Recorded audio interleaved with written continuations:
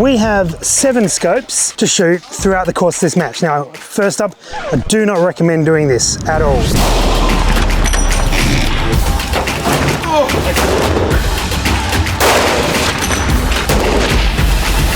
Hey guys, Rusty here with Scoped Out, and we are in Darwin at the Horus Heatstroke Open as part of the Precision Rifle series. We thought it'd be a good opportunity to try out a whole stack of scopes in sort of a back-to-back, similar conditions, similar sort of use, and see how they go. So we're going to change them over every couple stages and tell you how we're finding it.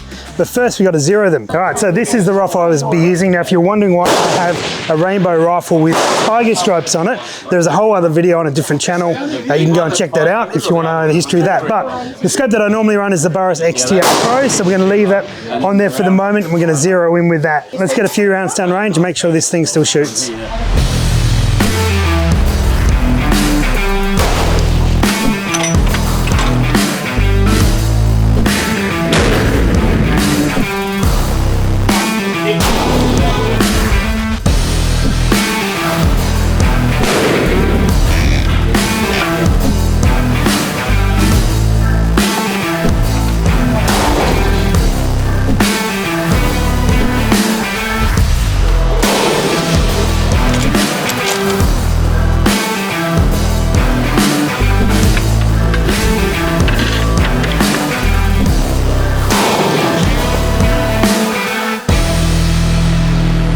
All 7 scopes ready to rock and roll. In terms of the scopes, they were all pretty easy to put on. Some had really nice, sort of easy to use zero stops, but we'll chuck that one in there as well. And that is the 7 we'll be using over the next 2 days.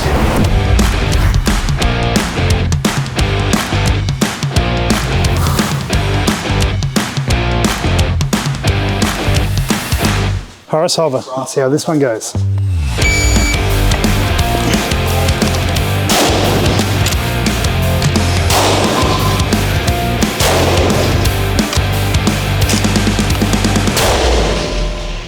Only about 4 mils out. I was going to say they're dreadfully hot. Yeah, I might go and do the 100 metre. Set your gear up and grab a frame. Cool, easy. No, the first one hasn't gone to plan this morning. Obviously that's disappointing, but I don't necessarily think it's a reflection on the Horus. Let's see what we can do to get that one in a bit more.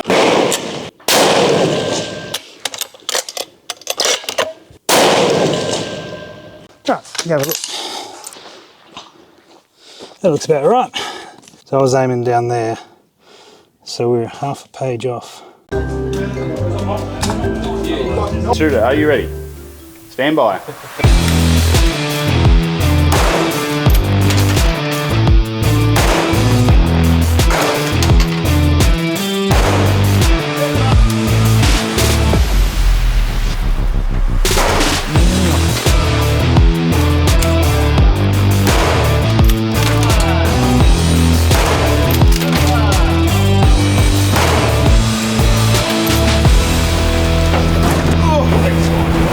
Hover 525. When you look through, it's quite a small picture in comparison. It doesn't go sort of the full edge to edge.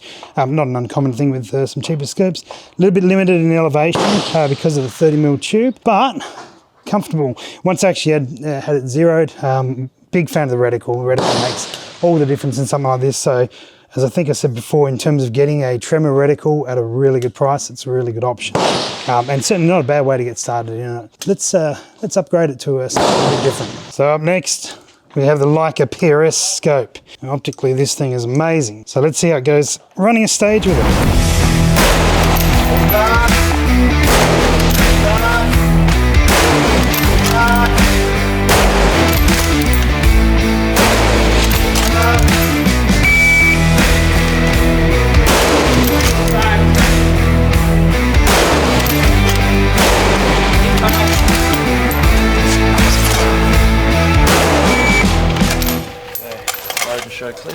So just around the Leica, that went on smoothly. Really nice scope to use, really easy to see through. Eye relief was really good once I sort of lined it up. Spent a bit of time doing that. Not many complaints. The reticle is not my favourite. It's got a little circle around the centre, which I've found difficult to use. But I'm used to a dot in the centre, not a circle. So perhaps that's a me thing. Really like the turrets, how quick these are to set. Sort of get everything on board, including tools on there as well if you need to make any changes. So that was a Leica, extremely nice to look through. Certainly up there with one of the best options. But now we shall try out the Zeiss. The man behind the camera has been running this one quite a bit recently, and you a bit of a fan, Josh? I do quite enjoy it. It's really nice. So we'll check this one on when we get a moment to get on the range and do a couple more stages of this.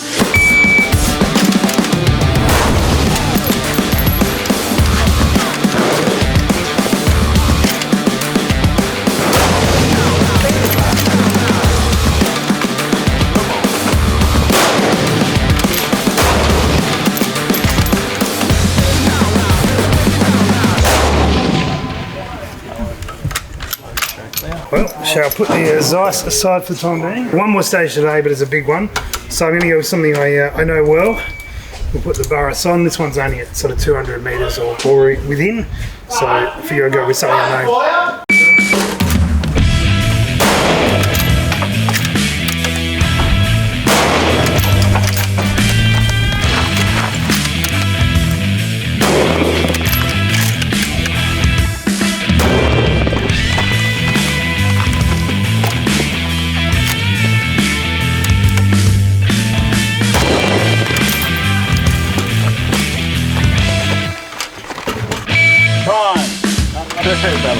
Well done, mate. The PRS XTR Pro, this is the scope that I use. This is my own scope. It's sort of very natural. There's a few features on it I like. The ability to ride on the turret is definitely one of them. Nice eye box, comes up really quickly, really easily. But I'm going to trade that one out for the moment to the staple of PRS in Australia is the Nightforce ATACR 735x56. This is the most common scope to see at a match like this, and for pretty good reason.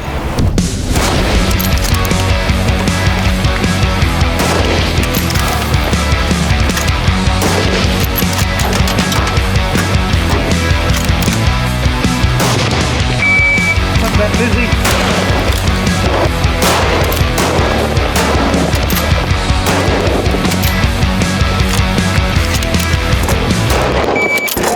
Unload, show clear. What are you doing with those bipods? Very good shooting, though. So just finished up with the Nightforce ATACR 735, and I can see why this is the most dominant scope in PRS.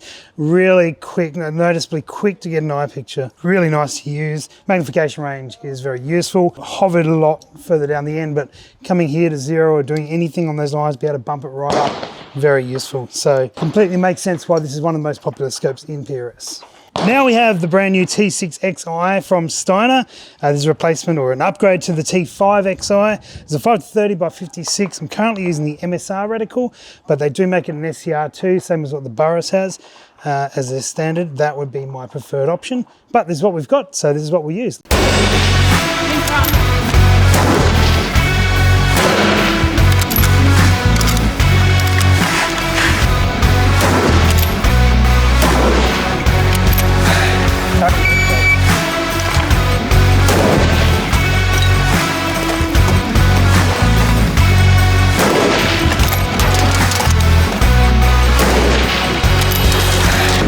Alright, time to take the stone off. This has been a really nice scope actually. This is one of the ones I hadn't spent any time with previously and came up really nicely. Image down range looks really good. So yeah, I'm impressed with this. We'll go through some details in a little bit more. But let's take this one off and we shall put on the Kahles K525i. Now I used to run a couple of Kahles K625s and they were some of my favourite scopes I've ever used. So let's see how this one goes up. Little difference with this scope. One of the cool features about it is the parallax is just on the elevation turret as well. I think it's a really sensible place because as you dial for your different distances, you can also adjust your parallax on the fly. All right, Kahles is on there, reset. So we got 2 stages and then we'll finish the day out. Let's go.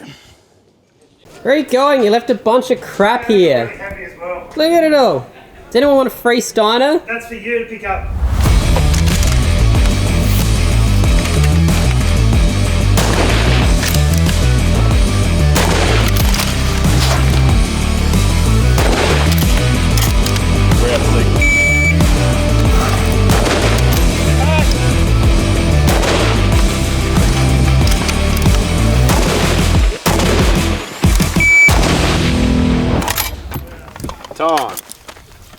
I have some advice on doing what we did.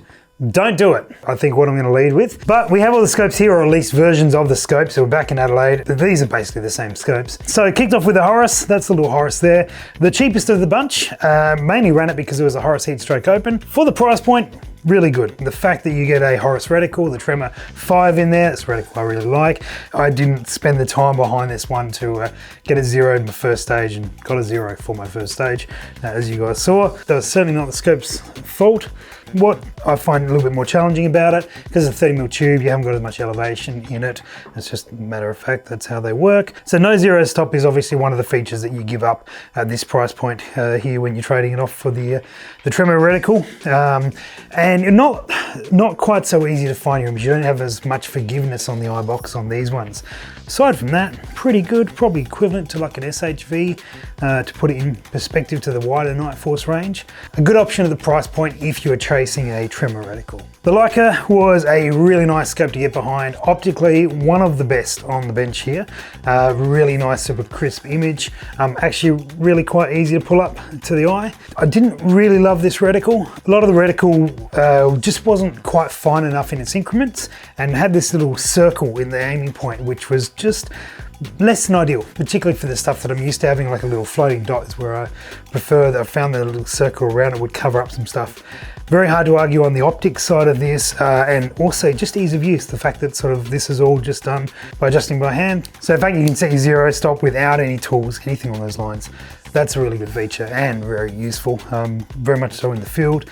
Good range of magnification between the 5 to 30, or that's pretty common with a lot of this. Really nice scope to use, really comfortable, but I would definitely go a different reticle. The Zeiss S3 LRP is a 6 to 36. This is not that particular one. This is one that just looks very similar. This is the S5, but the magnification is fantastic. The 6 to 36 had one of the easiest images to pick up and pull it straight up, and we're looking straight through it really comfortably. So really forgiving on the eye box there. The turrets were good, except I didn't set one properly. But when you're trying to rush through it and you're actually just trying to set them correctly, really nice turrets, really reliable. I did find the zero stop a little bit of an effort to set up. Obviously, I got it wrong at some point, but it took a little bit more than perhaps some of these others.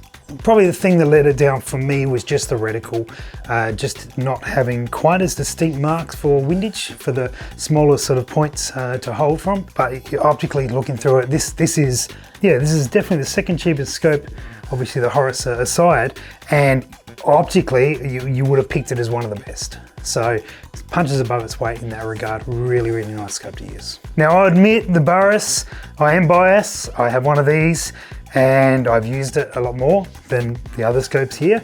I'm not unhappy with my choices. Like, it's a good scope, Tremor 5 reticle in there. I do like that reticle, same as the Horus here. The fact that this turret can be drawn on and comes off, really simple, almost toolless. You need something, piece of brass, to undo that and adjust your zero. I do really like that setup. Yeah, I'm pretty used to sort of how the eye box is on this. Let's see if it's maybe not as forgiving as the Zeiss or the Leica, but still very useful, more generous than the Horus would be. This one's a 5.5 to 30, so it lacks a little bit of that higher end magnification, but still a really good range, really workable.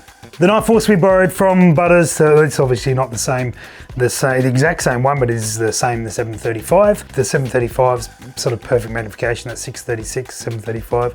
Really good option. I can see why it was probably sort of on par with the Zeiss in terms of just bringing it up and just seeing straight through it. Really forgiving on sort of how that is set up. I use the MilXT reticle. Again, they do come with the Tremor 3. I would probably pick that if I was going that. I think it's the bulkiest scope out of a lot of these, so it's the biggest one. Not a major consideration or factor.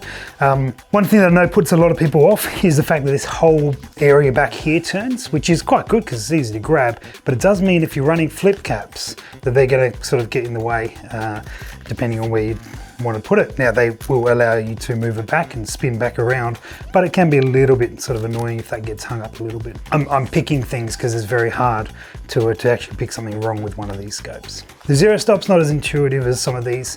To be able to set up, there's a little bit more process, not a lot, but a little bit more process than some of these to do. So if I had to pick on something like that, I do like capped windage. The Burris has capped windage, and the Horus also has capped windage, which I prefer. The Nightforce does come with a beauty ring, which doesn't do me any good, but you can put on here, and that will sort of protect those threads, so you can run it as a exposed windage as well. Optically, extremely nice to use, and I ran this on some stages where I knew I needed to see everything really nice and quick response, and it certainly delivered on that. This one is the Steiner T6XI. This one was good. The reticle in this one's not the one I'd pick, but the one that I would pick is the SCR2, which is a really good reticle, and that is what I ran prior to picking up one of these. In the previous PRS XTR3, ran an SCR2 reticle. Really good reticle option. I always like these Steiner turrets where your number is displayed in front of you what you're on, and then as you go past your 12, it changes over, and so you keep going through. So whatever number you're looking at there on your elevation, that's what you're running. Now that is more significant running longer range sort of stuff. Not so much the ranges we see at PRS in Australia, sort of 400, 500, 600, 700 meters. As you get further out though, that does really matter once you move around to that second rotation. So that is good. It's a locking turret, which a little bit of a different one. You got to spin that one around there. That can be a little bit tricky. When you grab that, if you accidentally grab the turret, you can actually end up doing that. So you got to be really careful just to grab that. Works the same on the windage. I do like having a locking windage turret, so it sort of makes up for the capped windage turret. Does achieves the same thing, so you're not bumping it, knocking it, or anything along those lines. Bring it up, really, that's probably one of the most forgiving eye boxes. That is really instantly straight in front of you. Nice and easy to see, really huge picture, and it feels like it's glowing. Really nice to look through, really good to use. Again, 5.5 to 30, same as the XTR Pro, so could probably do with a little bit more magnification on the top end of that, but still, it's in the ballpark. Excellent scope. We did have an issue with the demo scope where this nut was, I didn't want to push it too hard. We had the tools that we had, and this one perhaps may or may not have had the tool, but this nut is getting a little bit warm, but this is a demo scope and was certainly used very hard, no doubt, at some point. So didn't set the zero stop on this one, but I don't believe it's very difficult. I think you undo that, spin it around, lock it down. And finally, that brings us to the Kahles K525. Now I've got a soft spot for Kahles because I used to run them years ago, and they are still a fantastic scope. And I left this on the gun coming home, and left on the gun for a little while, and then moved to another gun and used that, and have used it on a few things since. 525 is probably its own real downside, is that it really, it's not quite got that magnification that the other scopes are tending towards. Hopefully Kahles bring out something a little bit more along those lines. I love and I missed the parallax feature of the parallax around the elevation turret. And I like it because when you go to adjust your elevation, you also adjust your parallax rather than pick any other scope. You do that, and then you've got to sort of change hands or reach right over to adjust your parallax, and most of us just end up not adjusting parallax. And so having that right there where you are dialing and adjusting at the same time, it's really quick, really easy. Like this little feature here on your windage, while it's not a capped windage, it's exposed, it's got this little like spinner on it, and so if your windage turret does get bumped, it'll just spin and not actually adjust, which is it's a cool little feature, not an interesting way of solving that problem. So the other thing on the Kahles is it's a 2 grub screw setup on the zero stop, and if you don't have the correct tool, you just undo this part here, as we learned while we were up there, tap it, and your tool shall appear. That's how you set your zero stop on there, which is good. It's under the battery cap. The other little thing here, which we don't see so much on scopes these days, used to be a big thing.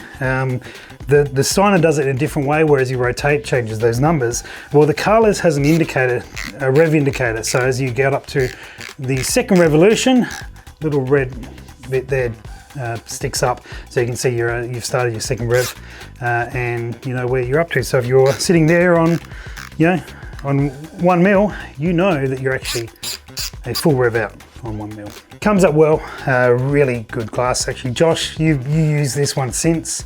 I have, and it's very bright.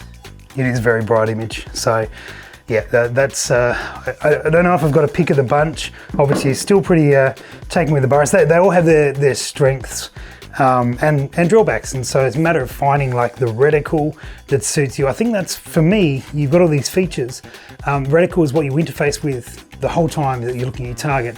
That to me is the most critical. And so if you find a reticle you like, you can sort of almost put up with the other features in the scope, because that reticle is how you interact with the targets and is really critical. So for me, that Tremor 5 is a hard one to beat, and be it in the Burris, if that was available in other scopes, I'd have to rethink some decisions. If that was available in the Kahles, maybe that might be the way I go, but it was a good experiment to do.